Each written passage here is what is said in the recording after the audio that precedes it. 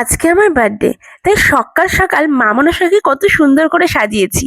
আর মা মনসার নাম নিয়ে আজকের সকালটা আমি শুরু করেছি। তো আজকে আমার দুপুরের লাঞ্চে ছিল 3 রকমের ভাজা, মিষ্টি, মটন আর আলু পোস্ত। এই সবগুলোই আমার খুব ফেভারিট। আর তার সাথে এখানে বার্থডের গিফটগুলোর মধ্যে বোন দিয়েছিল ওই পার্স ব্যাগটা, বাকি সব কিছু ভাই দিয়েছিল। এই করে তো আমার দুপুরটা শুরু হয়েছিল। দেন আমি অফিসে চলে গিয়েছিলাম। সারাদিন ভেবেছিলাম আমার হয়তো এই বছরের বার্থডেটা সব থেকে খারাপ যাবে, কারণ কোনো প্ল্যান ছিল না, কিচ্ছু ছিল না। আমি জানতাম না আজকে সারাদিনটা আমি কি করে কাটাবো। শুধু জানতাম যে আমি আজকে অফিসে যাব, আর তারপরে আমি বাড়ি আসবো বা আমি কি করব আমি সত্যিই জানতাম না। ভেবেছিলাম বাড়ি আসবো, কিন্তু ওই যে লাক, মানে ভাগ্য তো আগে থেকেই সবকিছু লেখা থাকে। তো আজকের সেলিব্রেশনটা অভি ঠিক করেছিল। আমি জানতামও না, পুরোটাই আমার কাছে সারপ্রাইজ ছিল। তো অফিসে যখন আমি রয়েছি, এই বিকেল 5:30-6টা নাগাদ আমাকে বলল যে ওর সাথে দেখা করতে ওদের দোকানে আসতে।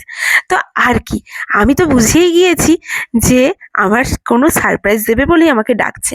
ওই আর কি, দোকানে যেই গেলাম দেখলাম সবাই মিলে কি সুন্দর করে এই বার্থডেটা সেলিব্রেশন করলো। অভি আমার জন্য 2টো কেক এনেছিল, সবার সামনে কাটতে পেরে আমি সত্যি খুব হ্যাপি হয়ে গিয়েছিলাম যে আজকের দিনটা অ্যাটলিস্ট আমার যা ভেবেছিলাম ওরকম ভাবে অন্তত যায়নি। আসলে আমি না এই বছরের বার্থডেটায় একটা জিনিস খুব ভালোভাবে বুঝেছি, নিজের লোক ছাড়া তোমাকে নিয়ে আর কেউ ভাববে না। আশেপাশে যতই বন্ধু বান্ধবী থাকুক না কেন, তারা কিন্তু অসময়ে থাকে না, বা তোমার ভালো টাইমেও থাকবে না, তোমার খারাপ টাইমেও থাকবে না। তারা অ্যাকচুয়ালি ওদের সময়টা কাটানোর জন্যই আসে। তোমার কোনটা ভালো লাগবে, তুমি কি ভালোবাসছো, তোমার কোনটা খারাপ লাগছে, তাদের কাছে কিন্তু সেগুলো ম্যাটারই করে না, একমাত্র তোমার আপনজন ছাড়া। তাই আমরা এক এক সময় কি করি জানো তো, নিজেদের আপনজনের কোনো কাজ যদি খুব খারাপ লাগে আমরা তাদেরকে বলি, আমাদের খারাপ লাগাটা হয়তো একটু কমে। কিন্তু অ্যাকচুয়ালি তাদেরকে বলে আমরা ভাবি হয়তো তারা আমাদের খুব আপন, কিন্তু হয় কি যে তারাও আমাদের আপন নয়।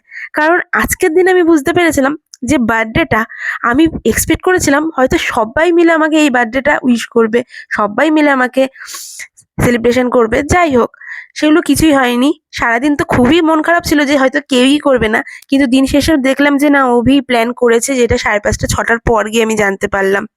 তো সেই জায়গায় দাঁড়িয়ে ভাবলাম সত্যি মা বাবা ভাইয়ের পর আপনজন বলতে হাজবেন্ড বা ওয়াইফই হয়, আর কেউ হয়তো হয় না আমার মনে হয়। তো যাই হোক, এইখানে আমরা অনির্বাণে চলে এসেছিলাম সোদপুরে। তো সেখানে এসে আবার কেক কাটা হয়েছে, আর বোন আমার জন্য আলাদা করে আবার একটা কেক এনেছিল, সেটাও কাটা হয়েছে। দেন খাওয়া দাওয়া তো অসাধারণ হয়েছিল। আর এখানের কিছু কিছু স্পেশাল আইটেম ওরাই আমাদেরকে সাজেস্ট করলো, সেগুলোই খেলাম। আর তার সাথে 2-4টে ফটো সেশন আর ভিডিও, এই করে আজকের দিনটা তো আমার ভালোভাবেই কেটে গিয়েছিল। আর কি বলবো, তোমরা আমার ভিডিওটা লাইক করো, সাবস্ক্রাইব করো।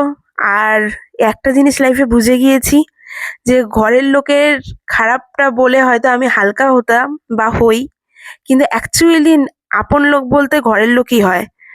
দিন শেষে খারাপ ভালো সবটাই জড়িয়ে থাকে তারাই, অন্য কেউ নয়। তাই তোমরাও এই ভুলটা আর কখনোই করো না। এক্সপেকটেশন আমার অনেক ছিল, সেই এক্সপেকটেশন আর কিছুই নেই লাইফে। লাইফ অনেক কিছুই শিখিয়ে দিয়েছে, সব কিছুই আবার ইগনোর করতে হবে। আর যারা যারা তোমার পাশে থাকবে তাদেরকে নিয়েই তোমার লাইফটা এগিয়ে চলতে হবে। তো চলো, টাটা।